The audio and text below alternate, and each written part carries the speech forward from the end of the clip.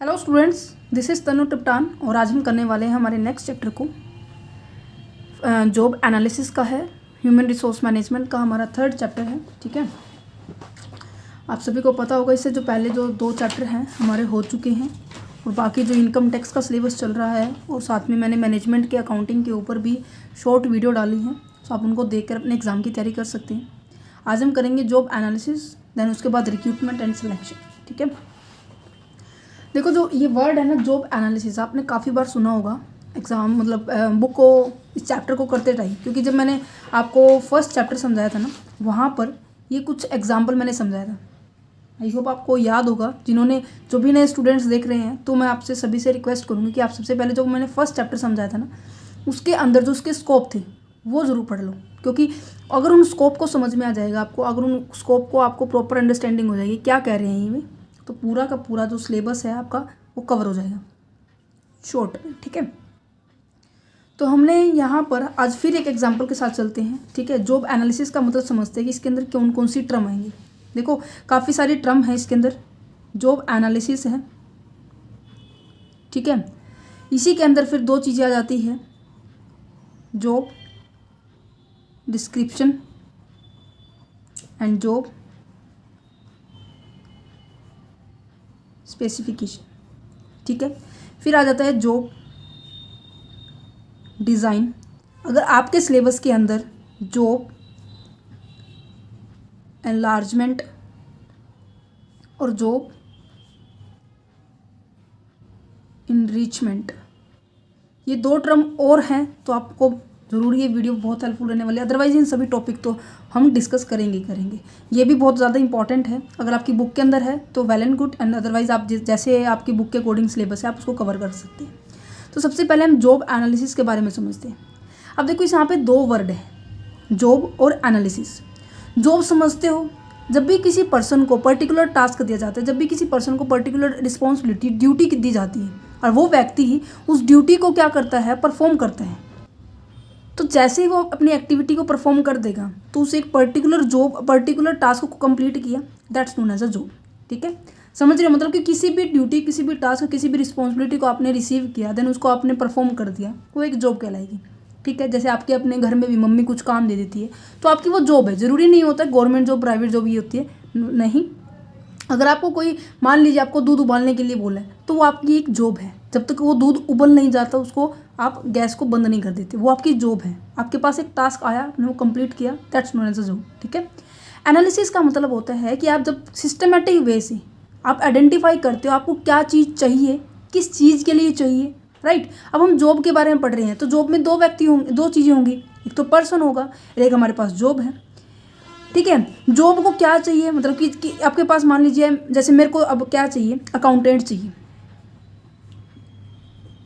Accountant चाहिए। ठीक है, मेरी जॉब की क्या नीड है, मुझे मतलब जॉब का क्या क्राइटेरिया है, मुझे अकाउंटेंट चाहिए। अकाउंटेंट के लिए मैंने क्राइटेरिया रखा है, उसकी एलिजिबिलिटी रखी हुई है कि वो क्या, उसके पास क्या होना चाहिए, सीए की डिग्री होनी चाहिए। ठीक है, अदरवाइज सीए की डिग्री नहीं है तो फर्स्ट जो सीए फर्स्ट ईयर है वो कंप्लीट होना चाहिए, जिससे क्या है नॉर्मल अकाउंटिंग करनी आनी चाहिए। ठीक है, अगर वो नहीं है तो उसको क्या आनी चाहिए, टैली ERP 9 आना चाहिए। समझ रहे, मतलब कुछ एक क्राइटेरिया रखना है मेरे को, ये जॉब की रिक्वायरमेंट है। मतलब आपके जॉब के अंदर अगर किसी पर्सन को अकाउंटेंट के पोस्ट पे रखना है तो मेरी जॉब के अंदर ये होगी, तो जॉब के बारे में इंफॉर्मेशन। ठीक है, और दूसरा क्या होगा कि पर्सन की क्वालिटी, कि पर्सन में क्या क्या है। अगर कोई व्यक्ति सीए है, उसके अंदर उसको टैली भी आती है तो हम उसको उस पोस्ट पे रख लेंगे। राइट, तो क्या है कि skill, quality, ability needed to perform the job, उस पर्सन के अंदर ये सभी चीज़ होंगी जिसकी वजह से वो जॉब को परफॉर्म करेगा। इन सभी चीज़ों को हम जॉब एनालिसिस कहेंगे कि हमें प्रॉपर मतलब डिसीजन लेना है कि कौन सा व्यक्ति चाहिए, क्या हमारी जॉब है, किस इन्वायरमेंट की है, क्या लोकेशन है। ठीक है, ये सभी हमारी जॉब एनालिसिस के अंदर आती है। ठीक है, तो जॉब एनालिसिस फिर आगे जाके दो पार्ट्स में डिवाइड हो जाती है, job description and the job specification. जब भी हम जॉब के बारे में डिटेल बता रहे हैं, जॉब की इन्फॉर्मेशन बता रहे हैं कि जॉब कैसी होगी, जॉब के अंदर ऐसा पर्सन चाहिए। ठीक है, जॉब की लोकेशन ये होने वाली है, आपकी पोस्ट, आपकी सीनियोरिटी लेवल, रिस्पॉन्सिबिलिटी, ये अगर जॉब के बारे में सारी डिटेल बताए ना जॉब के बारे में तो जॉब डिस्क्रिप्शन होगा। और जब किसी व्यक्ति के बारे में एक्सप्लेनेशन करे तो that is known as a job specification. Means कि उस व्यक्ति के अंदर वो स्पेशलाइजेशन है जो उस जॉब को परफॉर्म करेगा। ठीक है, तो यहाँ देखो क्या लिखा हुआ है, जॉब का मतलब क्या है, it define as a collection of a different task duty and responsibility to be perform by the individual. एक इंडिविजुअल के द्वारा एक टास्क को, ड्यूटी को, रिस्पॉन्सिबिलिटी को परफॉर्म किया जाता है। ठीक है, organisation goal meet within a specific time, stipulated time, मतलब कि जब भी कोई आपको, मान लीजिए मैंने ये बोला कि आपको 10 मिनट के अंदर क्या करना है, 10 मिनट, सॉरी आवर हो गए, 10 मिनट के अंदर ये बोला है कि आपको दूध उबाल के लेके आना है। ठीक है, तो आपके पास ये प्रॉपर टाइम लिमिट दे दी और आपकी ड्यूटी क्या है, दूध उबालना है। ठीक है, जब तक वो दूध उबल नहीं जाता, गैस बंद नहीं हो जाती, वो वहाँ तक आपकी जॉब है। ठीक है, एनालिसिस के बारे में बात की जाए तो ये क्या है, सिस्टमेटिक प्रोसेस है, किस चीज़ के लिए, two of identification and the identifying and documenting the important function, जिसके अंदर क्या क्या चीज़ें इनको जो इन्वॉल्व होगी, क्या है, task, receive the job, second is that skill and ability needed to be perform the those task. उस टास्क को कंप्लीट करने के लिए आपके उस पर्सन के अंदर स्किल और एबिलिटी को ढूंढना, इस पूरे को क्या कहेंगे हम, जॉब एनालिसिस कहेंगे। मीन्स कि स्टार्टिंग पॉइंट से हमने सोचना शुरू किया, एंड पॉइंट तक की गोल हमें रिसीव हो जाए, वो हम कहेंगे जॉब को एनालिसिस करना। एक वर्ड आएगा यहाँ पर आपको, जॉब इवैल्यूएशन। ये वर्ड अलग है, जॉब एनालिसिस अलग है। एनालिसिस का मतलब हम पहले करते हैं किसी भी एक्टिविटी को परफॉर्म करने से पहले। Job evaluation at the end में करते हैं कि जो आपने टास्क रखा था वो आपने अचीव किया है या नहीं किया। दैट मीन्स पास्ट की परफॉर्मेंस को आप प्रेजेंट की परफॉर्मेंस के साथ कंपेयर करते हो, that known as a evaluation. But हम ये अब जॉब एनालिसिस पढ़ रहे हैं, तो अभी हम जॉब एनालिसिस के कंसेप्ट को ही क्लियर करेंगे। उम्मीद है आपको इतना समझ में आ गया कि जॉब एनालिसिस होता क्या है। देखो, अब यहाँ पे मैंने प्रॉपर फॉर्म में एक बार और मैंने एक्सप्लेन करने की कोशिश करूँगी कि कंक्लूजन क्या है, जॉब के लिए क्या चाहिए, मतलब जॉब के अंदर क्या चाहिए, कैसी जॉब करनी है, उसकी नीड, जॉब की नीड देखनी है। ठीक है, जिसके अंदर आपके यहाँ पर आएगा TDR, ये कोड है। आप इस कोड को लर्न करोगे तो आपको जो इसके जो कंटेंट है ना जॉब डिस्क्रिप्शन के, वो इजीली लर्न हो जाएंगे। क्योंकि जब भी जॉब के बारे में डिटेल इन्फॉर्मेशन पूछे तो वो होता है जॉब डिस्क्रिप्शन। जब भी जॉब के बारे में पूछे तो वो क्या होता है, जॉब डिस्क्रिप्शन। और जब भी व्यक्ति की क्वालिटी के बारे में पूछे कि उस व्यक्ति को क्या क्वालिटी चाहिए इस पर्टिकुलर जॉब को परफॉर्म करने के लिए, समझ पा रहे हो ना। जब कभी भी जॉब के केवल जॉब के बारे में इंफॉर्मेशन आ रही है कि आपकी क्या जॉब है, क्या सैलरी है जॉब करने की, ठीक है, आपकी लोकेशन क्या है, कितने टाइम पीरियड तक आपको जॉब करनी है, आपका सीनियर पर्सन क्या है जॉब के अंदर, जूनियर पर्सन क्या है जॉब के अंदर, मीन्स की सारी इन्फॉर्मेशन जॉब के बारे में, जॉब डिस्क्रिप्शन। जब हम जॉब स्पेसिफिकेशन की बात करते हैं, उसके अंदर उस पर्सन की क्वालिटी के बारे में आ जाता है जो उस जॉब को परफॉर्म करेगा। ठीक है, what type of the quality is required to perform the job, किस तरह की क्वालिटी हमें रिक्वायर्ड चाहिए उस जॉब को परफॉर्म करने के लिए। जॉब होल्डर के बारे में बात की जा रही है। जॉब डिस्क्रिप्शन जॉब के बारे में बात करेगा और जॉब स्पेसिफिकेशन जॉब होल्डर की क्वालिटी के बारे में बात करेगा। ठीक है, इन तीनों के बीच में डिफ्रेंशिएट करने की बात है कि जॉब एनालिसिस एक क्या है, एक प्रोसेस है, but job description and job जो स्पेसिफिकेशन है ये दोनों एक स्टेटमेंट है। जिसको परफॉर्म करेंगे देन हमारी जॉब एनालिसिस कंप्लीट हो जाएगी। तो ट्रिक क्या है जॉब डिस्क्रिप्शन की, TDR का मतलब क्या हुआ है, टाइटल, टास्क जो हमें कंप्लीट करना है, हमारी क्या ड्यूटी है, हमारी क्या रिस्पॉन्सिबिलिटी है। ठीक है, इतना समझ में आया कि जॉब एनालिसिस होता क्या है। ठीक है जी, अब यहाँ पर आपके पास काफ़ी सारे पॉइंट्स लिखे हुए हैं कि आपके पास कौन से मेथड है, किस मेथड के थ्रू आप क्या कर सकते हो, जॉब को एनालिसिस कर सकते हो। आपके पास क्वेश्चनरी है, इंटरव्यू है, ऑब्जर्वेशन है, डायरीज हैं, इन सभी का ही आप यूज़ कर सकते हो। सोर्स है क्या, किस सोर्स से आप क्या है एनालिसिस करने के लिए डाटा कलेक्ट कर सकते हो। डाटा कलेक्ट मतलब कि आपको कितने एम्प्लॉयज़ की ज़रूरत है, उस जॉब के बारे में बता सकते हो कि हमें अकाउंटेंट की नहीं, हमें मैनेजर की ज़रूरत है, हमें मैनेजर की नहीं, हमें चीफ सेक्रेटरी की ज़रूरत है। तो मतलब वो जो सोर्स होगा, जो डाटा कलेक्ट करने का सोर्स होगा, वो कहाँ से हो सकता है, एम्प्लॉय से, सुपरवाइजर से, मैनेजर से। उनको भी हम पढ़ेंगे, बुक में से पढ़ेंगे। हाँ, मैंने की पॉइंट्स ऐसे लिखे हुए हैं कि हाँ ये पॉइंट्स यहाँ पर हैं। ठीक है, और कंडक्टेड बाय, जॉब एनालिसिस किसके द्वारा की जाती है, जॉब एनालिसिस हमारी जॉब एनालिस्टिक तो मतलब जो पर्सन अपॉइंट किया जाता है स्पेशल कि हाँ हमारे जॉब के, या तो ऐसे भी हो सकता है कि एक स्पेशल एक्सपर्ट बुलाया जाए और आप उस एक्सपर्ट को क्या कर सकते हो, अपने इन्वायरमेंट के, अपने बिजनेस की सारी डिटेल एक्सप्लेन कर दो आप, ठीक है। और उन डिटेल के बेस पर वो क्या करेगा, आपको सही जानकारी और सही एनालिसिस करके देगा, है ना। या फिर आउटसाइडर कंसल्टेंट भी हो सकता है, सुपरवाइजर या फिर कंपनी के अंदर जो मैनेजर होते हैं वो खुद भी इस चीज़ को परफॉर्म कर सकते हैं, ठीक है। चलिए जी, अब यहाँ पर इनकी डेफिनेशन देख लेते हैं। जॉब के बारे में पता चल गया, जॉब एनालिसिस क्या है, ठीक है, और इसका मतलब क्या है, क्या कुछ करने वाले हैं। अब सीधा हम चलते हैं जो डेफिनेशन है, ठीक है। डेफिनेशन हमेशा मैं कैसे लेती हूँ, जो अभी तक मैंने आपको इंट्रोडक्शन समझाया है, मीनिंग समझाया है, उसी से रिलेटेड हमारी क्या है, डेफिनेशन है।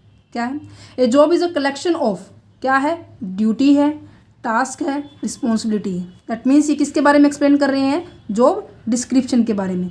Job is a collection of duty, task and responsibility which are assign to an individual. एक ऐसे पर्सन को दी जाएगी ये ड्यूटी, ये टास्क, ये responsibility, and which is different from the other assignment. एक ऐसे इंडिविजुअल को, दैट मीन्स जिसके अंदर ये क्वालिटी होगी इस ड्यूटी को परफॉर्म करने की। यहाँ पर किसकी बात हो रही है, जॉब स्पेसिफिकेशन की बात हो रही है। तो that's means is a job analysis.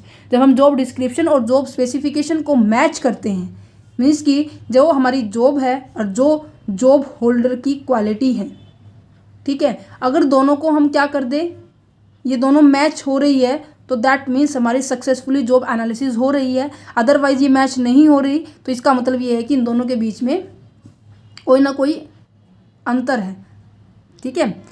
अब यहाँ पे कंटेंट की बात की जाए, इसके अंदर क्या क्या पॉइंट्स आएंगे, कंटेंट्स हम यहाँ से करेंगे बुक से। देखो क्या है, job identification is a title, सब टाइटल एंड कोड नंबर। जो आइडेंटिफिकेशन का मतलब क्या है कि आप किस पद पर काम करोगे, किसके अंडर रह के काम करोगे, ठीक है, और आप किस इन्वायरमेंट में काम करोगे, सभी जॉब एनालिसिस के अंदर डिसाइड किया जाएगा। Name of the material, tool and equipment need for the job. किस तरह के मटेरियल्स, किस तरह के टूल, किस तरह के मतलब आप यंत्र को यूज़ कर अपनी जॉब को परफॉर्म करोगे, अपने कार्य को परफॉर्म करोगे, वो इसके अंदर आएगा। वर्क आवर्स आपका डिफाइन किया जाएगा कि जैसे नॉर्मली क्या है 8 घंटे काम किया जाता है किसी भी ऑर्गेनाइजेशन के अंदर, कंपनी के अंदर, ठीक है। तो वो चीज़ें डिफाइन की जाएगी कि आपकी वर्किंग टाइम कैसी है। जैसे आपने टूल प्लाजा पे देखा होगा कि 3 टाइम पे शिफ्टिंग होती है, पेट्रोल पंप पे देखा होगा कि 3 टाइम की शिफ्टिंग होती है, मीन्स कि 8-8 घंटे के अंदर पूरे दिन को डिवाइड किया जाता है और तीन शिफ्टों के अंदर लोग काम करते हैं, ठीक है। तो वर्किंग आवर्स आपको डिफाइन की जाएगी। मान लीजिए आपका पेट्रोल पंप पे आपकी ड्यूटी लग गई है, तो आप ये देखोगे कि आपकी रात की शिफ्टिंग है, दोपहर की शिफ्टिंग है या फिर अर्ली मॉर्निंग की शिफ्टिंग है, समझ रहे हो। तो इस तरह से प्रॉपर एनालिसिस किया जाएगा कितने व्यक्तियों को यहाँ पर, कितने को वहाँ पर। Duty and responsibility of the worker, साथ साथ में आपको आपकी वर्किंग एक्सप्लेन करने के साथ साथ आपको क्या बताएंगे कि आपकी ड्यूटी क्या है, राइट। अब टूल प्लाजा वाले पर या पेट्रोल पंप वाले पर क्या होता है कि आपको कैश कलेक्ट करना पड़ता है और उनको सर्विस देनी पड़ती है, पेट्रोल देना पड़ता है या फिर आपको अदर दो सर्विसेज होती है वो देनी पड़ती है। तो आपकी ड्यूटी एंड रिस्पॉन्सिबिलिटी आपको एक्सप्लेन की जाएंगी। वर्किंग कंडीशंस बताई जाएगी। ये तो नहीं है किसी स्लम एरिया में आपको भेज दिया, है ना, ऐसे तो नहीं है कि ऐसे डर्टिंग एरिया में भेज दिया जहाँ पर आपको नुकसान हो रहा हो या फिर आपकी सेहत के ऊपर इफेक्ट पड़ रहा हो। तो वर्किंग कंडीशन भी आपके पास आपको बताया जाएगा, ठीक है। लोकेशन बताई जाएगी, फिजिकल सिटिंग क्या है, सुपरविजन है क्या है, हजारस तो नहीं है, ठीक है, डिस्कम्फर्ट जोन तो नहीं है, ठीक है। जॉब रिलेशन बताया जाएगा कि आपकी जॉब से कैसा रिलेशन है, आपसे मतलब कि जो बाकी अदर पर्सन है आपका रिलेशन क्या है उनके साथ, ठीक है, जूनियर है, सीनियर है, उनके साथ उनका रिलेशन जॉब एनालिसिस के अंदर ही होता है, ठीक है। Qualification of the employee required for the job such as the education, training, experience, skill and ability. क्या कह रहे हैं, अभी तक हमारे पास क्या चल रहा था, जॉब डिस्क्रिप्शन चल रहा था। आप यहाँ देखना, नोट करना है, तभी मैं इसको ये थोड़ा फोकस करके बता रही हूँ। ये जो पॉइंट्स थे ना मोस्टली आपके क्या है, जॉब डिस्क्रिप्शन के थे। जब हम जॉब डिस्क्रिप्शन के कंटेंट को पढ़ेंगे ना, ठीक है, उसके अंदर भी यही पॉइंट्स आएंगे सेम एज इट इज़। तो उस टाइम जस्ट मैं as it is go through करूँगी तो आपको समझ जाना है कि ये पॉइंट्स ऑलरेडी आ चुके हैं। अब बात कर रहे हैं जॉब स्पेसिफिकेशन की, ये वाले पॉइंट्स क्या कह रहे हैं कि जॉब स्पेसिफिकेशन का मतलब क्या है कि एम्प्लॉय की क्वालिफिकेशन के बारे में बात की जाए कि एम्प्लॉय के अंदर कितनी एबिलिटी है, कितना उसके अंदर एजुकेशन की हुई है, ठीक है, कितनी उसने ट्रेनिंग की है, उसके पास एक्सपीरियंस कितना है, स्किल कितनी है, एबिलिटी कितनी है किसी काम को परफॉर्म करने के लिए, किसी काम को करने के लिए। टर्म ऑफ द एम्प्लॉयमेंट क्या है, मतलब कंडीशंस तो नहीं किसी एम्प्लॉयमेंट, अगर कोई व्यक्ति आ रहा है, कोई ऐसा होता है कि उसकी हाई प्रोफाइल पिक्चर है, उसका एक्सपीरियंस भी बहुत अच्छा है, ठीक है, तो उनकी बात की जा रही है। How the job is performed, कैसे जॉब परफॉर्म कर रही हैं, ये सभी चीज़ें इस जॉब एनालिसिस के अंदर ये एक्सप्लेन किया गया है, ठीक है। अब sources of the job analysis क्या है, हम कहाँ कहाँ से सोर्स कलेक्ट कर सकते, एक्चुअली ना ये मैंने अपने ऑफलाइन स्टूडेंट्स वालों को समझाया था, तब ऐसे थोड़ा सा आपको क्लियर नज़र आ रहा होगा, मैं बोल के बता रही हूँ, अदरवाइज आपकी बुक से एज इट इज़ मैच करता होगा। ये क्या कह रहे हैं कि दोज कहाँ से आप अपने जॉब एनालिसिस की इन्फॉर्मेशन कलेक्ट कर सकते हो, वो स्रोत बताना है। स्रोत समझ रहे हो कि जरिया जहाँ से आपको जो इन्फॉर्मेशन है कलेक्ट होके रिसीव हो रही है।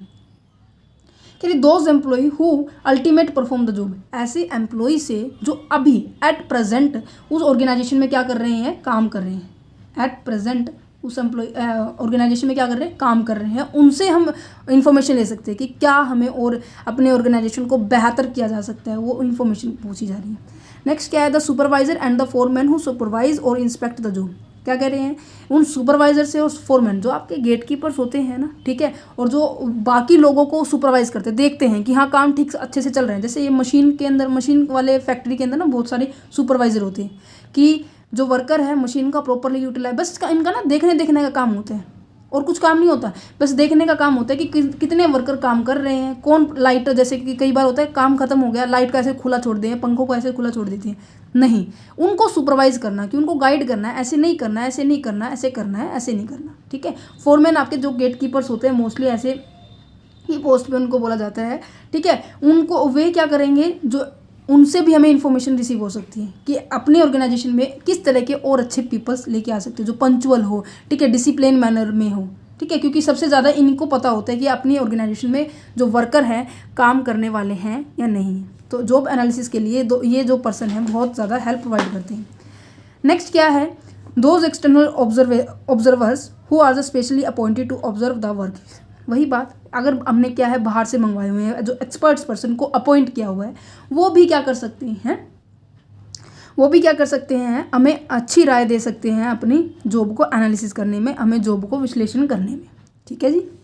अब ये देखो, use for the job analysis, use क्या है, अगर हम जॉब एनालिसिस करते हैं तो उसका प्रयोग क्या है हमारी ऑर्गेनाइजेशन के। देखो, job analysis provide an objective basis of the hiring, evaluating, training, accommodating and the supervising the person with disability as well as the provide improving the efficiency of the organisation. समझ में आ रहा है कहने का मतलब कि जब हम जॉब एनालिसिस करने जा रहे हैं तो हमें हमारी कमियां, हमारी खूबियां, ठीक है, हमारी स्ट्रेंथ, जो स्वॉट एनालिसिस बोलते हैं ना, स्ट्रेंथ, वीकनेस, अपॉर्चुनिटी, थ्रेट, इन सभी के बारे में पता चल जाते हैं, है ना।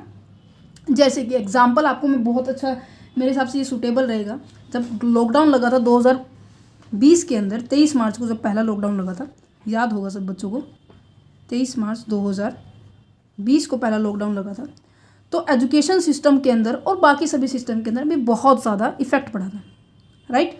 अब स्कूल के अंदर, कॉलेजेस के अंदर ऐसे टीचर अवेलेबल हैं जो केवल क्या पढ़ाते हैं, ओनली ऑफलाइन पढ़ाते हैं, ठीक है, और 3 से 4 टीचर ऐसे हैं जो क्या करते हैं, ऑनलाइन भी पढ़ाते हैं स्टार्टिंग से ही, ठीक है।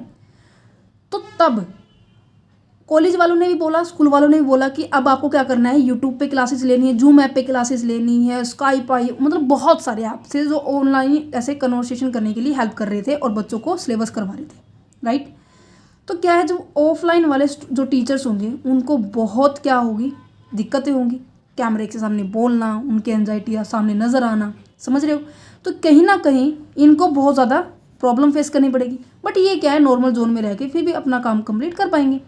तो कंपनी के पास जो मैंने स्वॉट बोला है, एनालिसिस किया कंपनी ने कि केवल हमारे पास 3 ही ऐसे एम्प्लॉई है जो हमारे ऑर्गेनाइजेशन के अंदर ऑनलाइन पढ़ा सकते हैं, तो हमारे पास ये अपॉर्चुनिटी बनी और हमारी ये स्ट्रेंथ है, हमारे पास ये शक्ति है कि हम कम से कम 3 तो हैं हमारे पास, है ना।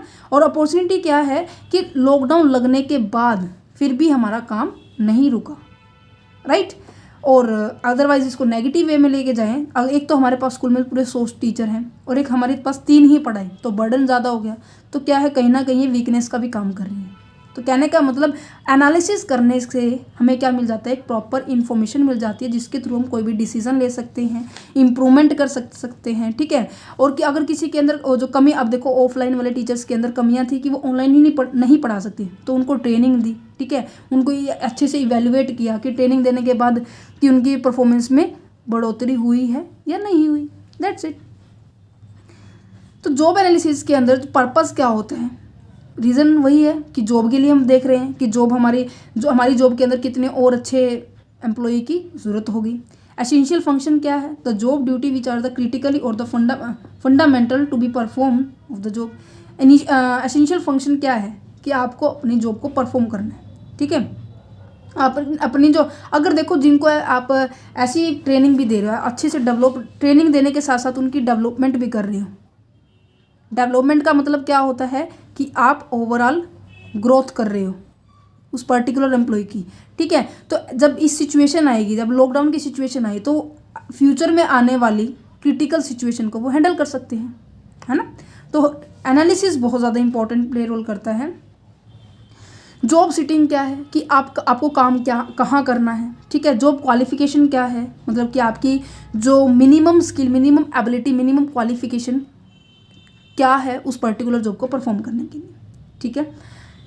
A brief description of the job analysis is given below. ये बहुत ही छोटे छोटे सिंपल पॉइंट्स हैं, मैं आपको बता देती हूँ क्या कह रहे हैं।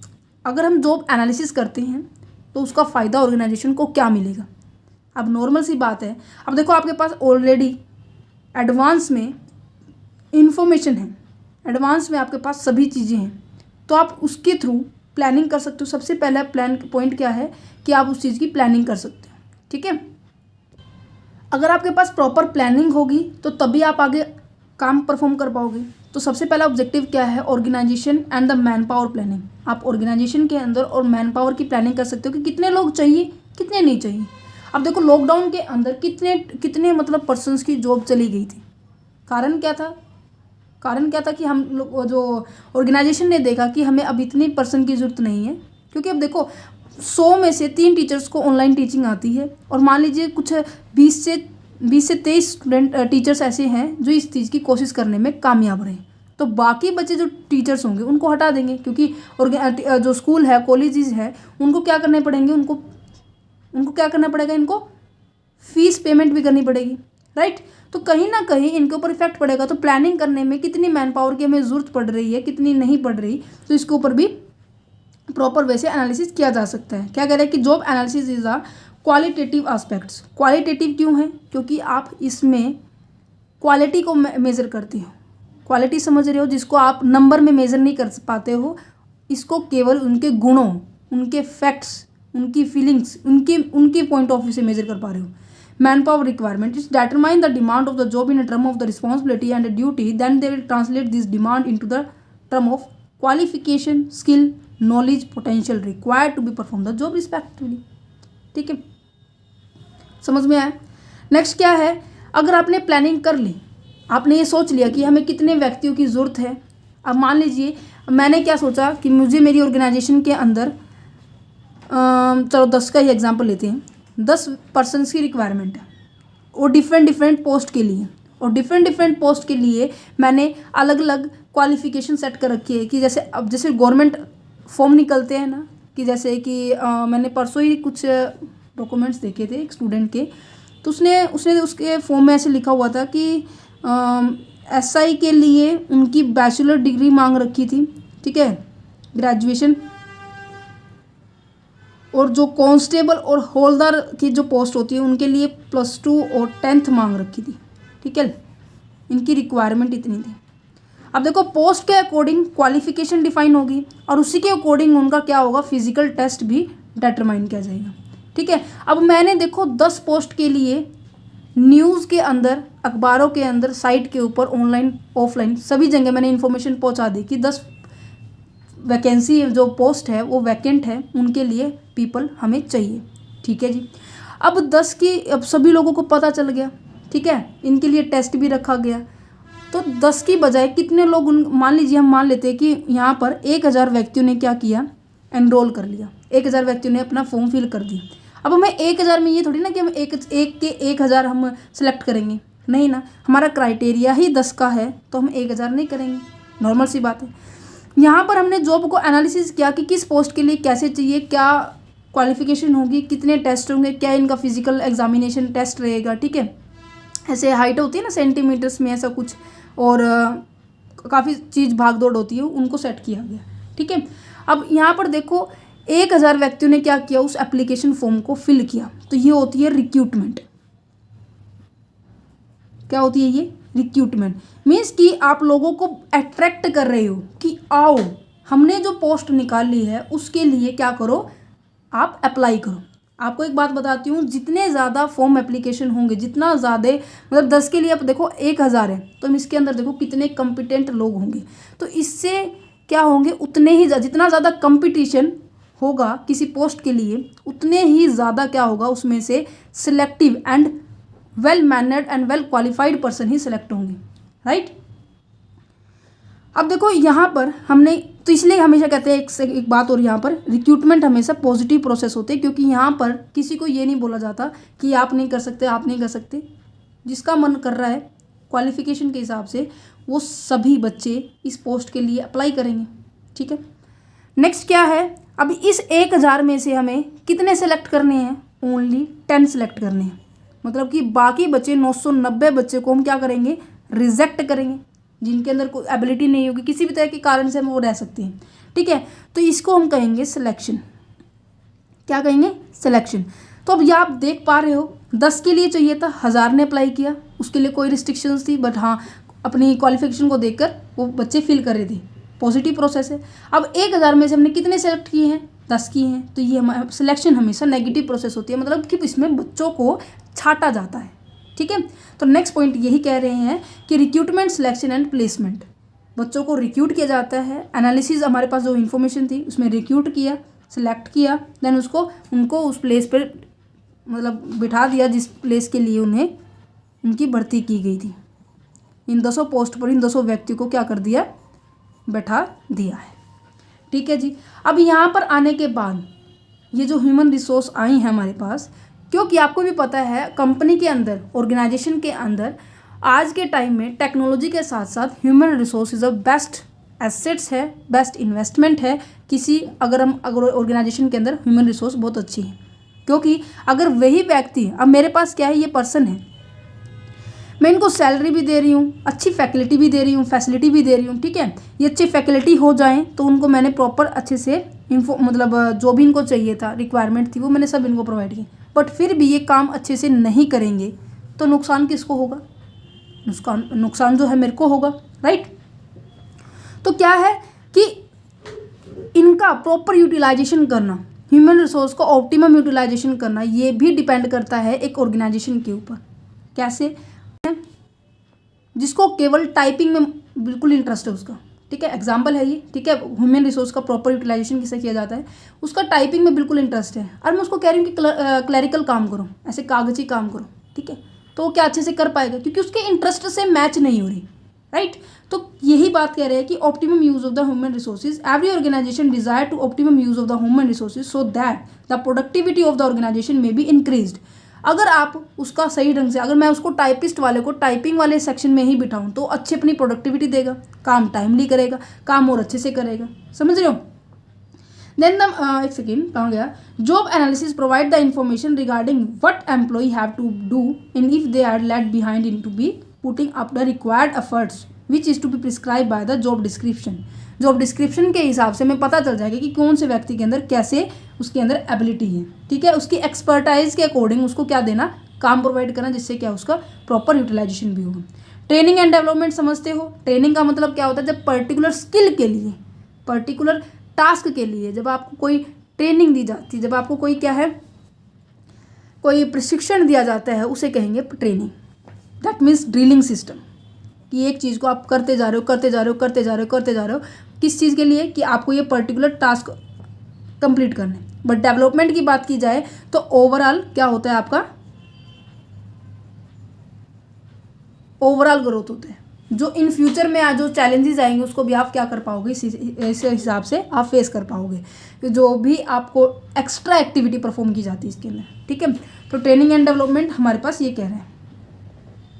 ठीक है। नेक्स्ट क्या है, जॉब डिज़ाइन। जॉब डिज़ाइन का मतलब क्या होता है कि एक ब्लूप्रिंट तैयार करना है, एक ब्लू स्ट्रक्चर, मतलब जैसे हम कहते हैं ना कि जीरोक्स करवा के लेके आना इस पेज की, तो ये ब्लूप्रिंट ऐसे स्ट्रक्चर बनाना कि इस टाइम पे ये होगा, इस टाइम पे ये होगा, इस टाइम पे ये होगा, ऐसे प्रोसेस एक स्ट्रक्चर बनाना। ठीक है। The information generating from the job analysis of the immense help to the industrial engineer in a designing redesigning of the job through the time and the motion study work. मतलब कि सभी चीज़ों को मद्देनजर रखकर हम क्या करेंगे, एक स्ट्रक्चर को तैयार कर पाएंगे। ठीक है। जॉब इवैल्यूएशन पता है, जैसे कि हम क्या करते हैं, कंपनी की वर्थ निकालते हैं। वर्थ का मतलब क्या होता है, जॉब इवैल्यूएशन का मतलब क्या होता है, वर्थ निकालना किसी कंपनी की। वर्थ का मतलब क्या होता है कि जब भी किसी चीज़ को मेजर करते हैं मनी की फॉर्म में, जैसे कि एक व्यक्ति को मैंने अपॉइंट किया, ठीक है, और उसको अपॉइंट करने में मेरी कॉस्ट कितनी आई है, ठीक है, और वो मुझे कितना देकर जा रहा है, मतलब कि इससे रिटर्न कितना आ रहा है मुझे, इसको कैलकुलेट किया जाता है। अगर मेरी कॉस्ट ज़्यादा आ रही है तो कंपनी को क्या है, लॉस है। अगर कॉस्ट कम आ रही है, रिटर्न ज़्यादा आ रहा है, तो हमारे पास क्या है, प्रॉफिट है। तो वर्थ निकालना, जॉब इवैल्यूएट करना कि क्या उसने काम अच्छे से परफॉर्म किया है या नहीं किए। Labour management relationship, that means आपके जो वर्कर्स है और आपके जो टॉप मैनेजमेंट है उनके बीच में अच्छा रिलेशनशिप होना, जिससे वो क्या है, काम अच्छे से परफॉर्म कर पाए। नेक्स्ट क्या है, ऑर्गेनाइजेशनल ऑडिट। ऑर्गेनाइजेशनल ऑडिट का मतलब क्या है कि जो भी आपने ट्रांजेक्शन्स किए हैं, जो भी आपने किसी भी तरह की काम किए हैं, उसको इवैल्यूएट करना कि हाँ ये ठीक किया है या नहीं किया। ठीक है। नेक्स्ट क्या है, सेफ्टी एंड हेल्थ। सेफ्टी भी बहुत ज़्यादा इंपॉर्टेंट है।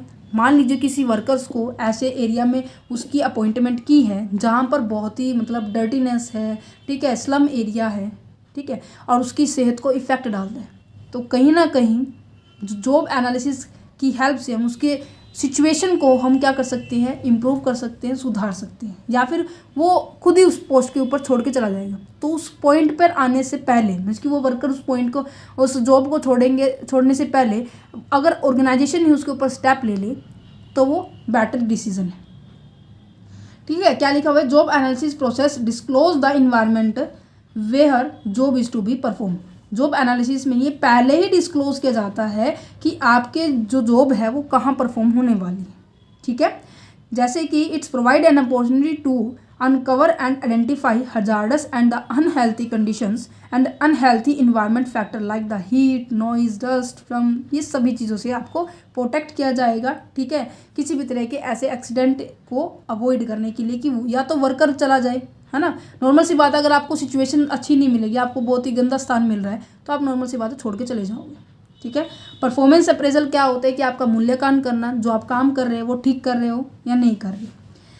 Reduce the frustration. फ्रस्ट्रेशन जैसे कि काम करते करते करते करते बहुत बार, कई बार ऐसा होता है कि मैं तो थक गया भाई, मेरे से अब नहीं होगा, मुझसे अब और काम नहीं होगा, तो उसे उन्हें मोटिवेट किया जाता है वर्कर्स को। ठीक है। कैरियर प्लानिंग क्या होता है, आपके गोल को अचीव करने के लिए जो स्टेप्स लिया जाता है, जो सीक्वेंस होती है, जो प्रोसेस होती है, उसे हम कहेंगे कैरियर प्लानिंग। ठीक है।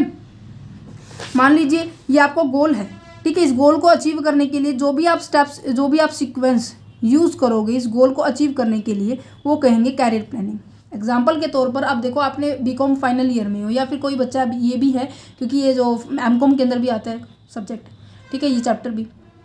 अब आपने एमकॉम किया तो कहीं ना कहीं आपको मोटिव नज़र आ रहा है ना, मुझे टीचिंग लाइन में जाना है, मुझे नेट जेआरएफ क्लियर करना है ना, सीटेट भी ऐड करनी है आगे, मतलब आपको अपना रास्ता नज़र आ रहा है। तो आपके गोल को अचीव करने के लिए जो आप कोई भी रास्ता आप चुनते हो उसे बोला जाता है कैरियर प्लान, उस प्रोसेस को बोला जाता है कैरियर प्लानिंग। अब यहाँ पर जो मोस्ट इम्पॉर्टेंट पॉइंट क्या है, जॉब एनालिसिस की प्रोसेस, कि किस तरह से हम क्या करते हैं, जॉब को एनालिसिस करते हैं। सबसे पहले क्या होता है, शेड्यूलिंग की जाती है, मतलब कि ये डिसाइड किया जाता है कि कौन व्यक्ति किस तरह से काम को परफॉर्म करेगा। नज़र आ रहा है, राइट। शेड्यूलिंग की जाती है, मीन्स कि लॉट ऑफ जो कंज्यूम, जो भी काम परफॉर्म करना है उनको मान लीजिए 4 व्यक्ति हैं, इन 4 में से मुझे सीए का काम सौंपना है, अकाउंटेंट का काम जो सौंपना है, तो जो जिसके अंदर सीए की क्वालिफिकेशन होगी मैं उसी को सौंपूंगी ना। तो उसको उसकी रिस्पॉन्सिबिलिटी, उसको ड्यूटी, उसको सभी ड्यूटी के साथ साथ उसको रिस्पॉन्सिबिलिटी में भी मैं क्या कर दूंगी, उसे प्रोवाइड कर दूंगी। ये ले भाई, इतने टाइम में, इतने पैसों में ये काम हो जाना चाहिए। समझ पा रहे हो? तो शेड्यूलिंग क्या है? Lot of the time consume for the conducting the job analysis, so organising and a plan for the program. Organization must determine who will be in charge of the conducting the job analysis programming and must assign the responsibility. क्या कह रहा है? Scheduling का मतलब क्या है? जिस भी व्यक्ति को जॉब को एनालिसिस करने का काम दिया जाएगा उसे इंचार्जशिप सौंप दी जाएगी और साथ ही साथ उसको रिस्पॉन्सिबिलिटी भी सौंप दी जाएगी और बजट भी बता दिया जाएगा कि आपको बजट भी तैयार करना है। अब देखो नॉर्मल सी बात है, जिसको प्लानिंग और जिसको एनालिसिस करने का काम दिया जाता है ना, तो उसको पास ना स्टार्टिंग से लेके ना एंड तक के बारे में सोचना होता है। तो उसको रिस्पॉन्सिबिलिटी देना पहली बात, और उसे ये भी बताना है कि आपको क्या क्या काम परफॉर्म करना है, उसे बजट प्रिपेयर करना है या फिर स्टाफ अपॉइंट करना है, कितने और व्यक्तियों की जरूरत है, उन सभी के बारे में अगर आपको उस पर्सन को काम करना है तो क्या करना पड़ेगा, उसको रिस्पॉन्सिबिलिटी देनी पड़ेगी। तो जॉब एनालिसिस के अंदर क्या कह रहा है कि सबसे पहले शेड्यूल फिक्स किया जाएगा कि कौन एनालिसिस करने के लिए, जैसे कि हमने देखा था ना कि कौन करेगा, कंडक्टिंग के पॉइंट ऑफ व्यू से पढ़ा था, जॉब एनालिसिस को कंडक्ट कौन कर रहे हैं, ठीक है। तो इनको इन पर्सन्स को क्या देनी पड़ेगी, हमें रिस्पॉन्सिबिलिटी देनी पड़ेगी कि आपको क्या क्या एक्टिविटी परफॉर्म करनी है। नेक्स्ट क्या है, collection of the information related to job. Job के रिगार्डिंग आपको इंफॉर्मेशन क्या करनी है, इकट्ठी करनी है। अब जॉब के रिगार्डिंग करनी है और जॉब होल्डर के रिगार्डिंग इंफॉर्मेशन कलेक्ट करनी है। अब जब जॉब के रिगार्डिंग आपको इन्फॉर्मेशन कलेक्ट करनी है तो दैट मीन्स आपको उसके फिजिकल इन्वायरमेंट को देखना पड़ेगा, आपको उसके सोशल इन्वायरमेंट की तरफ देखना पड़ेगा, आपको उसके फाइनेंशियल इन्वायरमेंट की तरफ देखना पड़ेगा। कहने का मतलब कि आपकी जॉब का जो डिज़ाइन है, आपकी जो फिजिकल इन्वायरमेंट का मतलब क्या है कि उस जहाँ पर आपकी जॉब परफॉर्म होने वाली है, जहाँ पर आप ये काम करना है उन व्यक्तियों को, वहाँ का temperature, voice, dirt, comfort zone है या नहीं है, डेंजरनेस है या नहीं है, इन सभी चीज़ों को क्या करना है, डिटरमाइन करना है, देखना है, अगर है तो उसको थोड़ा सा रिड्यूस करना है, ठीक है। मतलब फिजिकल इन्वायरमेंट देखा जा रहा है कि जहाँ पर लोग रह कर काम करेंगे, ठीक है। सोशल इन्वायरमेंट की बात की जाए तो वहाँ पे क्या कर रहे हैं कि आपकी जो टाइम का स्लॉट क्या रहने वाला है, जैसे मैंने आपको बताया, जैसे पेट्रोल पंप पे 3 स्लॉट में काम होता है, तो आपको स्लॉट के बारे में एक्सप्लेन करना है कि कौन से स्लॉट में किस तरह के व्यक्ति काम करेंगे। फाइनेंशियल कंडीशन की बात की जाए तो अगर वो काम परफॉर्म कर रहे हैं तो उन्हें कितनी वेजेस मिलेगा, वेजेस के साथ साथ सैलरी मिलेगी, मतलब कि वेजेस अलग पर्सन को मिल जाती है, सैलरी अलग पर्सन को मिल जाती है, और साथ में आपको इंसेंटिव, बोनस, कमीशन ये चीज़ मिलेंगी या नहीं मिलेगी, ये भी आपको क्या है डिसाइड करवा के जॉब डिस्क्रिप्शन में ही दिखाए जाते हैं, ठीक है। इन्फॉर्मेशन रिगार्डिंग जॉब के अंदर ये आएगा, मतलब कि सारी बातें किसके रिगार्डिंग है, जॉब के रिगार्डिंग, मतलब आपको प्लेस कहाँ होने वाला है, आपका जो आपकी जो शिफ्टिंग है वो कहाँ होने वाली है, आपको जो सैलरी मिलने वाली है वो क्या क्राइटेरिया है, ठीक है। नेक्स्ट आ जाता है आपके information regarding to the quality of a person, that means job holder के बारे में बात की जा रही है। जॉब होल्डर के बारे में 2 ही बात होगी, फिजिकली राइट, और दूसरा है इंटेलिजेंट की बात। फिजिकली डिमांड के बारे में बात की जा रही है तो दैट मीन्स आपको जो कितने घंटे वो काम कर सकता है, ठीक है, उसकी मस्कुलर एनर्जी कितनी है, मतलब कि वो उसके अंदर कैपेबिलिटी को चेकआउट किया जा रहा है, कितने घंटे वो काम किया जा सकता है, ठीक है। इंटेलिजेंसी पावर की अगर बात की जाए तो उसके अंदर जो स्किल्स होती है, जो इनहेरिटेड होती है, पहली बात तो इनहेरिटेड होती है ये चीज़ें, जो इंटेलिजेंसी पावर होती है, ठीक है। अब देखो घर में इनहेरिटेड समझते हो ना, तो मतलब कि आपके पूर्वजों की विरासत में आपको मिलता है ना, कि जैसे कई बार तो ऐसा होता है कि अगर किसी फैमिली जो उनके जो बुजुर्ग होते हैं उनको अगर कोई डिसीज़ है तो आपके नीचे जो प्रोसेस आ रही है, फादर को, खुद को, उनके बच्चों को, तो इस तरह से जो इन तरीके से क्या होता है, आपकी इंटेलिजेंसी देखी जाती है कि आपके अंदर ऑलरेडी एग्जिस्टेंस में क्या इंटेलिजेंस है, ठीक है। जैसे किसी को सिलाई मशीन आती है, किसी को नहीं आती होगी, किसी को स्कूटी चलानी आती है, वैसे आप आजकल नॉर्मली स्कूटी चलानी सबको आती है, राइट। नेक्स्ट क्या है, ये तो हो गया जॉब होल्डर के बारे में, यहाँ पे क्या था, जॉब के बारे में, ठीक है। नेक्स्ट क्या है, प्रिपेयरिंग जॉब डिस्क्रिप्शन, यही बात है फिर यही एज इट इज़ रिपीट होगी कि जॉब के बारे में सभी इंफॉर्मेशन, ठीक है। नेक्स्ट क्या है, जॉब स्पेसिफिकेशन, जॉब होल्डर के बारे में सभी इंफॉर्मेशन कि मिनिमम क्या क्वालिटी चाहिए, मिनिमम क्या स्किल चाहिए किसी पर्टिकुलर जॉब को परफॉर्म करने के लिए, that's known as a job specification. Next आता है रिपोर्ट तैयार करना। अब देखो आपके पास ये पता चल गया कि कौन एनालिसिस करेगा, आपको ये पता चल गया कि आपकी जॉब के बारे में आपको एक्सप्लेन करना है, ये भी पता चल गया कि आपको जॉब होल्डर के बारे में एक्सप्लेन करना है, ठीक है। आपने ये सभी प्रोफोर्मा तैयार कर दिया था ना, लास्ट में तो रिपोर्ट बना ही सकते हो। तो ये जो प्रोसेस है आपके एग्जाम के पॉइंट ऑफ व्यू से 4 नंबर में इंपॉर्टेंट है, तो इसको जरूर करके जाना। अब यहाँ पर आ जाते हैं main component of the job analysis. मैंने आपको स्टार्टिंग में ही बताया था जॉब एनालिसिस एक प्रोसेस है और जॉब डिस्क्रिप्शन और जॉब स्पेसिफिकेशन ये दोनों स्टेटमेंट्स है जिसके थ्रू हम जॉब एनालिसिस का कार्यक्रम कंप्लीट करते हैं। सिंपल सी बात है। अब जॉब डिस्क्रिप्शन वही बातें रिपीट हो रही है जब हम जॉब के बारे में एक्सप्लेन करते हैं। सीधा हम पहुंचते हैं इसके कंटेंट के ऊपर, ठीक है। अब वैसे हम थोड़ा सा पढ़ लेते हैं। Job description is necessary before advertising the vacant post, firstly the process of the job description. जब भी हम जॉब के बारे में अनाउंसमेंट करते हैं ना,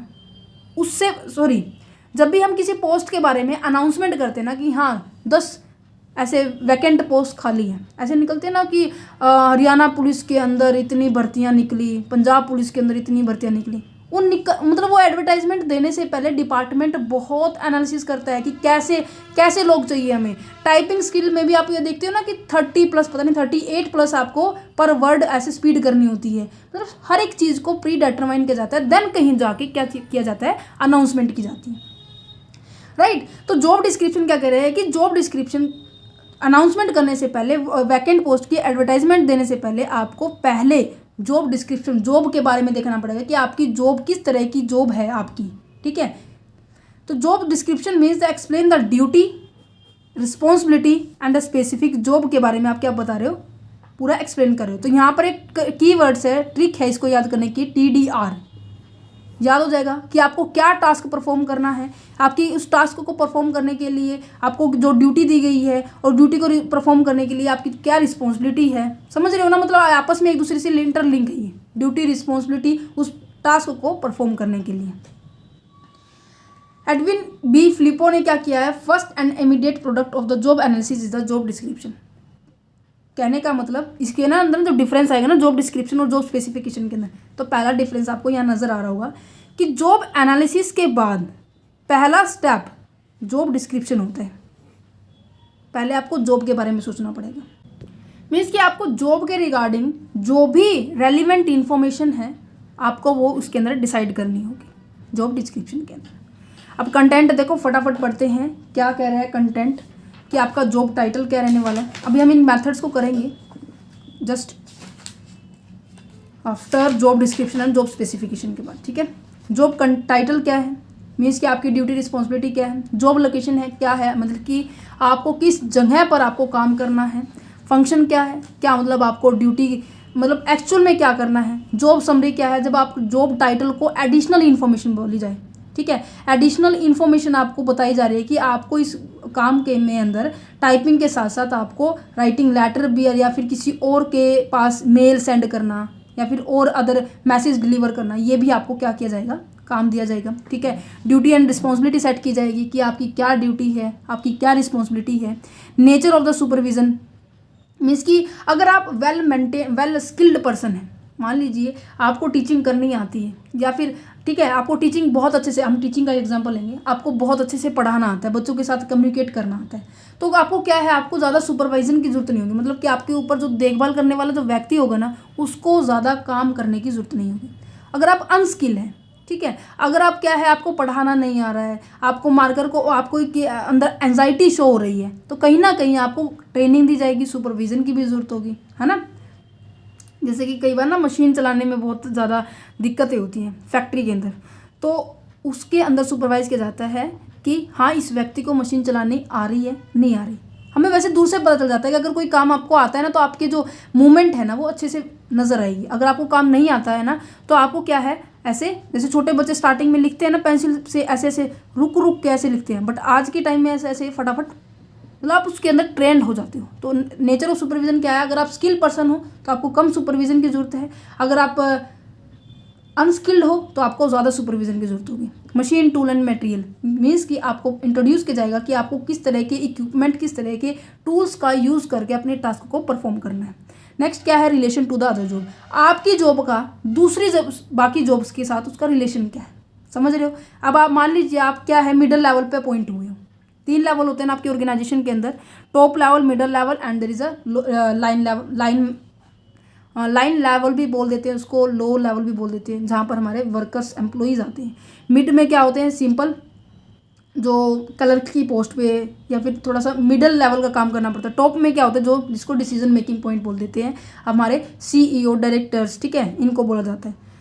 तो आपको इस पोस्ट के साथ उसका रिलेशन आपके सीनियर्स को बताया जाएगा, आपके जूनियर बताए जाएंगे आपको कि आपका क्या रिलेशन है बाकी सभी पोस्ट के ऊपर। वर्किंग कंडीशन की बात की जाए तो वर्किंग कंडीशन का मतलब क्या है कि आप किस इन्वायरमेंट में रहकर काम करोगे। आपने ये देखा है कि जो लोहा पिघलाने वाली जो फैक्ट्री होती है वहाँ पर जो जिस व्यक्ति की लोहे को ऐसे पकड़ कर जो इतनी बड़ी भट्टी होती है ना, वहाँ से ऐसे वो उठाता है, ऐसे गिरता है, तो उसके ऊपर आपने देखा होगा कि उसके ऊपर जो व्यक्ति है ना पानी डालते रहते हैं जब भी वो लोहे को ऐसे मतलब मूवमेंट करवाता है।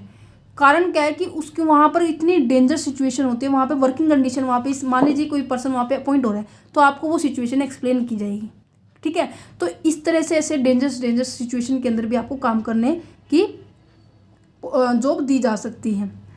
हजार्डस मतलब कि आपकी सेहत के लिए हजार्ड। अब देखो मैंने इसका जो लोहे वाली एग्जांपल दिया है तो नॉर्मल सी बात है वो कितनी मतलब खतरनाक है कि उसके ऊपर डेली मतलब कि अगर वो 1 घंटा वहाँ पे काम कर रहा है तो 1 घंटा उसके ऊपर पानी डलता रहेगा, क्योंकि अगर इतना टेम्परेचर वो सहन नहीं कर वो खड़ा खड़ा ऐसे ही जल जाएगा। नॉर्मल सी बात है। लोहा नॉर्मल जो अग्नि के जो आग पे नहीं तपता, वो हाई लेवल की जो फायर चाहिए होती है उसको पिघलाने के लिए, राइट। तो उसके ऊपर पानी डलता रहेगा। तो एक तरह से उसकी सिचुएशन क्या है, जॉब की बहुत ही डेंजर सिचुएशन है, बहुत ही क्या है मुश्किल वाली जॉब है वो। तो सिचुएशन को पता जाएगा कि वो हजार्डस है या नहीं है, नॉर्मल है, कैसी है वो, ठीक है। तो जॉब डिस्क्रिप्शन का कुछ इस तरह से परफॉर्मा होगा, ठीक है। एंड देन ये हो गया जॉब डिस्क्रिप्शन। इसके एडवांटेज नॉर्मल सी हैं। अब बात करते हैं स्पेसिफिकेशन के ऊपर।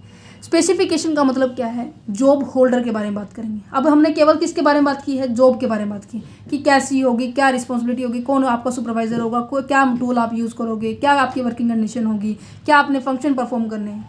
बट अब क्या करेंगे, जॉब स्पेसिफिकेशन क्या है कि जॉब होल्डर के बारे में इंफॉर्मेशन होना। जॉब होल्डर के बारे में इंफॉर्मेशन मतलब कि आपके अंदर मिनिमम क्वालिटी क्या, मीन्स की मिनिमम क्वालिटी क्या हो जो आप उस जॉब को परफॉर्म कर पाओ। क्या लिखा हुआ, it is a document which state the minimum acceptable human quality which are the necessary to perform a job properly. एक जॉब को प्रॉपरली परफॉर्म करने के लिए आपके अंदर वो क्वालिटी होनी चाहिए। अब जैसे कि मैं मेरा खुद का एग्जाम्पल लेती हूँ।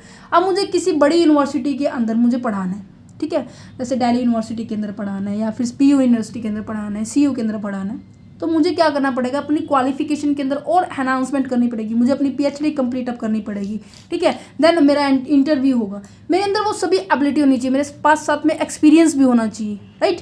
तो ये क्या है, आपकी मेरे जो किसी पर्सन के अंदर वो एबिलिटी चेक की जाती है। अगर किसी पर्सन के अंदर ये सभी चीज़ें, उसने PhD भी कंप्लीट करा, उसके आसपास 8 साल का एक्सपीरियंस भी है, ठीक है, और वो बच्चों के साथ अच्छा ट्रीट भी कर रहा है, तो नॉर्मल सी बात है उस जिस जॉब के लिए मान लीजिए DU के अंदर प्रोफेसर के लिए वैकेंसी निकली है, तो मैं उस चीज़ के लिए क्या हो जाऊँगी, एप्लीकेबल हो जाऊँगी। That's it. इसके अंदर एक सेकेंड भाई, डेफिनेशन यही है, बार बार यही रिपीट हो रही है कि पहली बात तो ये जॉब एनालिसिस क्या आता है, जॉब एनालिसिस के बाद क्या आता है, जॉब डिस्क्रिप्शन आता है, जॉब डिस्क्रिप्शन के बाद हमारी जॉब स्पेसिफिकेशन आता है, ठीक है। Job description emphasise personal requirement and the designing special to facilitate the selection and the placement. उसके बाद हमारी नॉर्मल सी बात सिलेक्शन हो जाएगी, प्लेसमेंट हो जाएगी। फ्लिपो के दोबारा देख लीजिए क्या कह रहे हैं कि minimum acceptable human quality necessary to be performance job properly. आप ये कर लेना क्योंकि आपकी ये इंट्रोडक्शन से भी मैच होती है, ठीक है। इसके अंदर कंटेंट यही है कि आपके अंदर फिजिकल फीचर्स क्या हैं। फिजिकल फीचर समझ रहे हो कि आपके अंदर आपकी कैपेबिलिटी क्या है, आप कितनी देर तक आप काम कर सकते हो, आपकी हाइट, साइकोलॉजिकली पूछा मैंने, फिजिकली आपकी हाइट, वेट। जैसे कि आर्मी के अंदर ज्वाइन होने के लिए, मतलब कि फोर्स की पोस्ट के लिए आप CRPF, CIF, ठीक है, और जो SI की पोस्ट पे होती है, दिल्ली पुलिस के अंदर होती है, इनके अंदर हमारी क्या की जाती है, वेट, हाइट, और ये सभी हमारे फिजिकल मेजरमेंट होती है, तो उनको मेजर किया जाएगा। देन आपकी पोस्ट के ऊपर आपको अपॉइंट कर लिया जाएगा। साइकोलॉजिकल फीचर क्या कह रहे हैं कि आपके अंदर जो इमोशनली आप कैसे हैं, ठीक है, मेंटली आपके अंदर एबिलिटी कैसी है, आप किसी के प्रति ज़्यादा इमोशनल तो नहीं हो रहे अगर किसी सिचुएशन को आपको दे रहे हैं, ठीक है, ये सभी चीज़ें चेकआउट की जाती है। पर्सनल फीचर की बात की जाए तो आपके बिहेवियर को देखा जाता है, जो आपकी पर्सनैलिटी के अंदर शो होता है, ठीक है। अगर किसी की लंबी हाइट है, अच्छा क्या है, मतलब पर्सनैलिटी आप अगर नज़र आ रही है तो उसका बिहेवियर भी कुछ इसी तरह से मिलेगा, ठीक है। ठीक है। तो सोशल फीचर के अंदर क्या आएगा हमारे पास, जैसे कि सेल पर्सन होते हैं, उसके अंदर यही है, जब भी उसको अपॉइंट करते हैं ना तो उसके अंदर ये एबिलिटी देखी जाती है कि वो लोगों के साथ कैसे इंटरेक्ट हो रहा है, कैसे वो कम्युनिकेट कर पा रहे हो, किसी जो बायर को मतलब मना पा रहा है या नहीं मना पा रहा है। तो सोशल फीचर के अंदर क्या रहा है कि इंटरपर्सनल जो आपके अंदर फीचर्स हैं। नेक्स्ट है मोटिवेटिंग क्वालिटी आ जाता है, रिस्पॉन्सिबिलिटी आ जाता है, मतलब ये सभी चीज़ें जो आपके अंदर होनी चाहिए। ठीक है। अब यहाँ पे हमारे पास जॉब स्पेसिफिकेशन हो गया। अब सबसे पहले हम इसके मेथड कर लेते हैं, देन हमारे पास जो मोस्ट ऑफ ये मेथड्स भी क्या है, ऐसे पॉइंट्स में आ जाते हैं कि क्वेश्चनरी मेथड है, ठीक है, इंटरव्यू मेथड है, जो भी हमने इसके अंदर देखे। अब इनको हम 1 बाय 1 डिस्कस करेंगे with examples. Just a minute.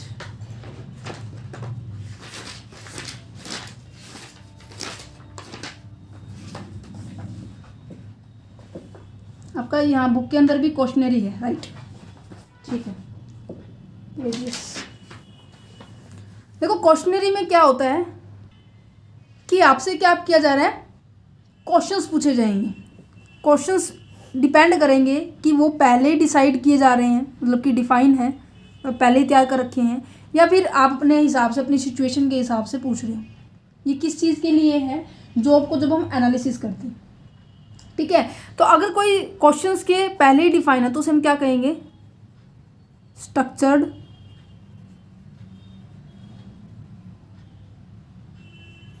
Questionnaire. ठीक है। अगर वो पहले से अनडिफाइन है, मतलब प्रॉपरली डिफाइन है कि आपको क्या पूछना है, कैसे पूछना है, तो वो क्या होगा, अनस्ट्रक्चर्ड। आपने कभी ऐसे इंटरव्यू का भी मैं साथ में बताऊंगी, क्योंकि इसमें इंटरव्यू के अंदर क्या होता है, क्वेश्चंस पूछे जाते हैं आपसे रिलेटेड, या फिर आपके जो आपने अपना रिज्यूम दिया है उसमें से क्वेश्चंस पूछे जाते हैं। अगर वो जो पूछने वाला है, ये जो मान लीजिए ये इंटरव्यूअर है, ये मान लीजिए जैसे यूपीएससी का आपने देखा होगा कि 3 से 5 व्यक्ति बैठे होते हैं, और इस सिंपल कैंडिडेट जो एक कैंडिडेट है ये,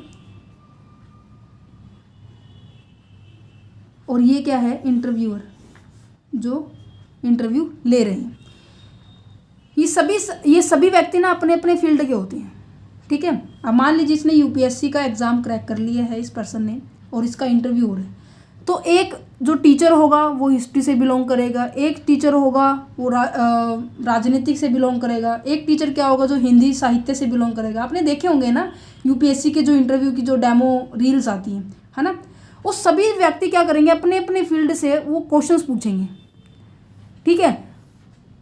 अगर उन्होंने पहले ही प्लान किया हुआ है कि ऐसे ऐसे क्वेश्चन पूछने हैं, तो वो होगा स्ट्रक्चर क्वेश्चनरिंग होगा, कि आप स्ट्रक्चर वे में क्वेश्चन पूछ रहे हैं। ठीक है।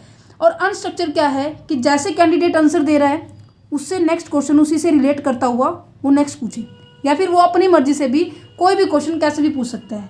ठीक है। अनस्ट्रक्चर इंटरव्यू वैसे मोस्ट ऑफ कम यूज़ किए जाते हैं। ठीक है। मोस्टली स्ट्रक्चर्ड इंटरव्यू ही यूज़ किए जाते हैं। अनस्ट्रक्चर के अंदर क्या होता है कि जो इन डेप्थ में जो इस पर्सन की पर्सनल लाइफ में भी चले जा सकते हैं जो पूछने वाले हैं। ठीक है। इसलिए कहा जाता है कि जो आपकी ऑर्गेनाइजेशन के अंदर है मोस्टली ये यूज़ किए जाते हैं। ठीक है। और जहाँ पर रिलेशनशिप बिल्ड करना है अपनी ऑर्गेनाइजेशन का अपने एम्प्लॉई के साथ, वहाँ पर अनस्ट्रक्चर का यूज़ किया जाता है। ठीक है। तो क्वेश्चनरी का मतलब समझ में आ गया कि आपसे क्वेश्चन पूछे जा रहे हैं। इंटरव्यू का मतलब क्या है कि आपको बुलाया गया और आपसे फिर क्वेश्चन पूछे जाएंगे। तो पहले जो इंटरव्यू की प्रोसेस, पहले इंटरव्यू की बात की जाएगी, देन उसके इंटरव्यू के अंदर ही क्वेश्चन पूछे जाएंगे। ठीक है। Questioning is a part of the interview. Next क्या है आपके पास, ऑब्जर्वेशन। ऑब्जर्वेशन की बात की जाए, जैसे कि एक फैक्ट्री के अंदर, ठीक है, यहाँ पे ऑफिस है और 200 मीटर की दूरी पर यहाँ पर फैक्ट्री है। ठीक है। और फैक्ट्री में वर्कर्स काम कर रहे हैं। ठीक है।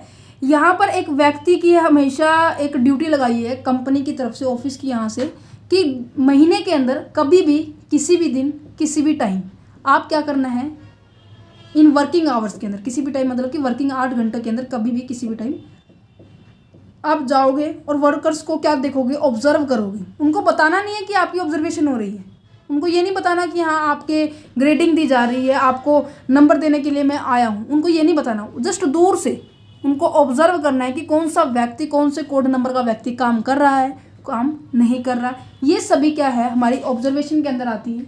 ऑब्जर्वेशन क्या होती है, हमेशा क्या की जाती है, इनडायरेक्टली पॉइंट ऑफ व्यू से की जाती है कि अगर वर्कर्स को पता चल गया कि हाँ आज हमारी ऑब्जर्वेशन होने वाली है, आज हमें मतलब कि चेकआउट करने के लिए आने वाले हैं, तो कहीं ना कहीं वो अलर्ट हो जाएंगे। और कहीं ना कहीं से अगर वो अलर्ट हो गए तो वो क्या करेंगे, अपनी परफॉर्मेंस को अच्छा दिखाने का नॉर्मल सी बात है नाटक ही करेंगे, है ना। अगर वो डेली काम नहीं कर रहे तो उस दिन अगर जिनको पता है कि आज हमारी ऑब्जर्वेशन होने वाली है तो नॉर्मल सी बात है कि कहीं ना कहीं वो क्या है, अलर्ट हो जाएंगे।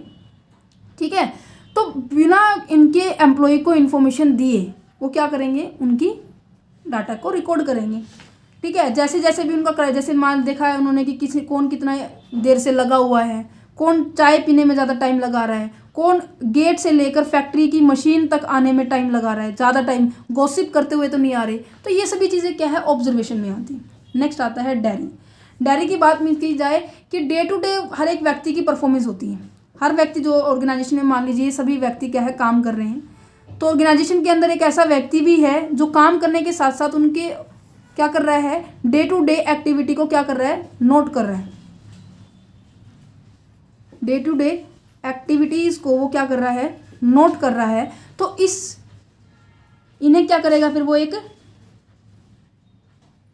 डायरी में वो क्या करेगा, नोट करेगा, जिसकी हेल्प से वो क्या है, एनालिसिस करने में हेल्प होगी। ये 3 से 4 मेथड थे, क्वेश्चन करना, ठीक है, इंटरव्यू लेना, ठीक है, और ऑब्जर्वेशन करना, और डे टू डे एक्टिविटी को परफॉर्म करना। क्वेश्चनिंग के अंदर थोड़ा सा कम टाइम लगता है, इंटरव्यू के अंदर थोड़ा ज़्यादा टाइम लगता है। ठीक है, और जो ऑब्जर्वेशन है स्पेशल एक्सपर्ट चाहिए उस चीज़ को परफॉर्म करने के लिए। ठीक है जी। नेक्स्ट अब इसके अंदर आ जाते हैं पोटेंशियल्स, जो बैरियर आते हैं, प्रॉब्लम्स आती हैं जब हम जॉब को एनालिसिस करते हैं। इसी के साथ फिर हमारा चैप्टर हो जाएगा फिनिश।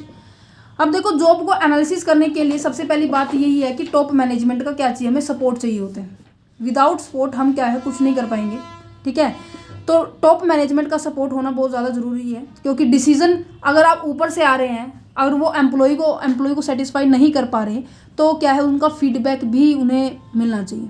ये भी नहीं होना चाहिए कि ये जो है टॉप मैनेजमेंट वाले पर्सन है, केवल अपनी ड्यूटी बताए जा रहे हैं, वर्कर्स को ड्यूटी बताए जा रहे हैं, और ड्यूटी को परफॉर्म करने के लिए उन्हें क्या नहीं दे रहे हैं, राइट्स नहीं दे रहे हैं।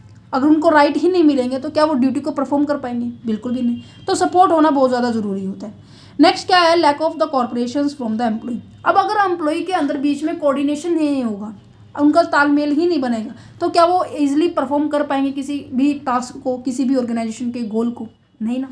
नेक्स्ट क्या है, lack of the clarity regarding the need of the job analysis. अगर हमें यही नहीं पता कि जॉब के अंदर जो एनालिसिस चल रही है उसकी रिक्वायरमेंट क्या है, क्यों हम कर रहे हैं, प्रॉपर वे से उस डाटा की, उस इंफॉर्मेशन की हमें क्या होनी चाहिए, इंफॉर्मेशन होनी चाहिए। Without properly establishing and understanding its proper trend to end up the end unless one. हमें जब तक नॉलेज ही नहीं होगी, क्या हम कोई चीज काम परफॉर्म कर पाएंगे। इसी तरह से बिजनेस के अंदर है। Biasness of the job analyst क्या करें, जो भी मान लीजिए जो हमने शेड्यूल में पढ़ा था ना कि एक पर्सन को अपॉइंट किया जाता है जॉब को एनालिसिस करने के लिए, है ना। वो पर्सन, अगर वो पर्सन किसी, मान लीजिए किसी जॉब के अंदर अपॉइंटमेंट करनी है, ठीक है, एक ऑर्गेनाइजेशन के अंदर अपॉइंटमेंट करनी है, ठीक है, और उस अपॉइंटमेंट करने के लिए एक वैसे व्यक्ति को बुलाया गया है जो केवल ऐसी, जैसे ऐसा होता है ना कि अगर आपने परफॉर्मेंस की, इन 5 व्यक्ति ने परफॉर्मेंस की है, इनकी एबिलिटी को चेकआउट करना और इनको रैंक देना है, ठीक है। इस व्यक्ति ने इसको क्या करना है, इन 5 को रैंक देना है। मान लीजिए इनमें से ये 2 व्यक्ति इसके जान पहचान वाले हैं, तो इनको रैंक क्या देगा, वो अच्छा देगा, तो पक्षपात हुआ ना। तो जो एनालिटिकल जो एनालिसिस करने वाला जो पर्सन होता है वो बायसनेस तब करेगा जब उसका कोई पर्सनल रिलेशन होगा कंपनी के अंदर। Using only a single source of data, जब हम क्या करते हैं, केवल एक ही स्रोत से डाटा को कलेक्ट करने की कोशिश करते हैं। अब हमारे पास स्रोत काफ़ी सारे थे, हम अपने एम्प्लॉय से भी ले सकते थे, अपने सुपरवाइजर से भी ले सकते थे, फोरमैन से भी ले सकते थे, और जो हमारे आउटसाइडर एम्प्लॉयज़ थे उनसे भी ले सकते थे। तो हमें सबसे इन्फॉर्मेशन लेंगे तभी एक प्रॉपर, एक मतलब कि एक सेट इन्फॉर्मेशन हमारे पास रिसीव होगी, ठीक है। अगर हम एक से ही इन्फॉर्मेशन लेते जाएंगे तो कहीं ना कहीं वो भी बायसनेस करने लग जाएगा। Inefficient time and the sources, proper time ना होना, प्रॉपर रिसोर्सेज ना होना, ये भी एक बहुत बड़ी ड्रॉबैक है जब भी हम किसी चीज़ को परफॉर्म कर रहे हैं। अब हमें एनालिसिस प्रोसेस करनी है, जॉब को एनालिसिस करना है। अगर हमारे पास प्रॉपर सोर्सेज ही नहीं है एनालिसिस करने के लिए, प्रॉपर टाइम ही नहीं है एनालिसिस करने के लिए, तो कहीं ना कहीं हमारे पास जो क्या है गलत ही एनालिसिस होगा। इम्प्रॉपर ट्रेनिंग की बात की जाए, इम्प्रॉपर ट्रेनिंग कब होती है? जब हमें ये नहीं पता चल रहा कि किस व्यक्ति को कैसी ट्रेनिंग की ज़रूरत होगी। अब वो कब हमें ये सिचुएशन कब क्रिएट होगी? जब हमने यही नहीं प्रॉपर यही नहीं देखा कि हमारे जॉब की रिक्वायरमेंट क्या है, वैसे ही हमने किसी को भी अपॉइंट कर लिया, है ना। तो इम्प्रॉपर ट्रेनिंग है। और साथ ही साथ इसके अंदर ये भी बात हो सकती है, जैसे कि ट्रेनिंग देनी थी टाइपिंग के लिए, ठीक है, आप ट्रेनिंग दे रहे हो किसी और चीज़ के लिए, ठीक है। Absence of the verification and the reviewer के जो अब्सेंस होना, ठीक है, lack of the reward and the recognition, उन्हें लोगों को जो वर्कर्स हैं उन्हें मोटिवेशन नहीं मिल रहा, ये सभी चीज़ें यहाँ पर जॉब एनालिसिस और जॉब स्पेसिफिकेशन में आई है। यहाँ से जो क्वेश्चन जो इंपॉर्टेंट बनेगा यहाँ पर इसका थर्ड क्वेश्चन ही है, what do you mean by the job analysis and what are the different content of the job analysis, ठीक है। Thank you for watching this video, have a nice day. और साथ ही साथ इस चैनल को जरूर से जरूर सब्सक्राइब कीजिए। अगर वीडियो अच्छी लगी है तो बच्चों के पास शेयर कीजिए। Thank you.